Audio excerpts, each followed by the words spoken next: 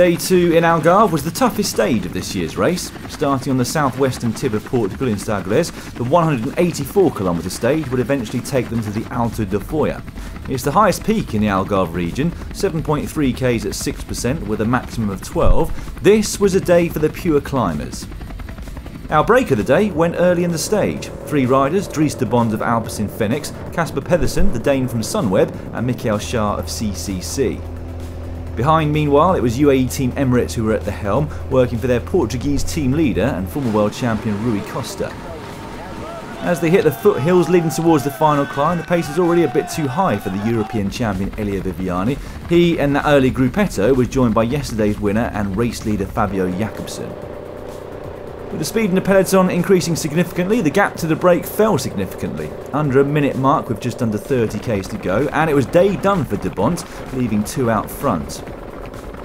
And not for very long. Just a few kilometres later, they too had been caught. UAE now joined at the front of the peloton by De Koning Quickstep as everybody looked to get their climbers into position. Team Ineos were also up there at the front, Ben Swift leading 2 former winners of this race, Michał Kwiatkowski and Geraint Thomas. On the front though was the American Joe Dombrowski, and he was there for a long time, and by the time they got to the foot of the Alto da Fóia, he'd managed to reduce that group down to 30 or so riders.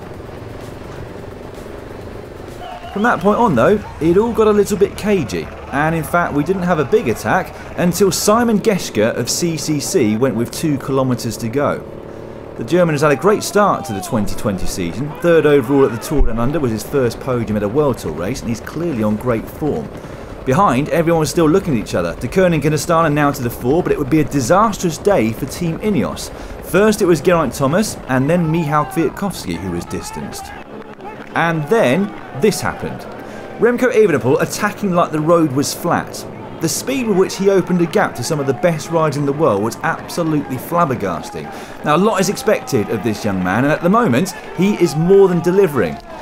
The win looked pretty much sealed, or was it? German champion Max Schachmann of Bora Hansgrohe closed in very quickly over the final 100 metres, but it was too late. One final acceleration from the 20-year-old Belgian saw him cross the line first to take what is already his 3rd victory of 2020. Wow. The clock would continue to tick for quite some time before Michał Kwiatkowski would eventually cross the line. Certainly not been the best start to the season for Ineos, but as ever, it has for De Koning.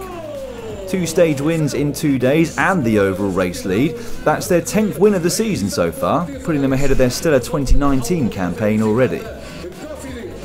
2 seconds in the end was the gap to 3rd place Dan Martin. Costa had to settle for 4th, Tim Wellens of Lotto Soudal in 5th.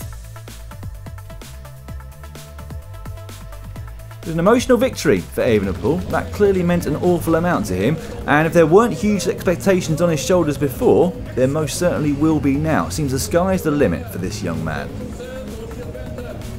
The GC is almost a mirror of the finish from the stage itself, just a couple of positional changes on count back from yesterday's stage 1.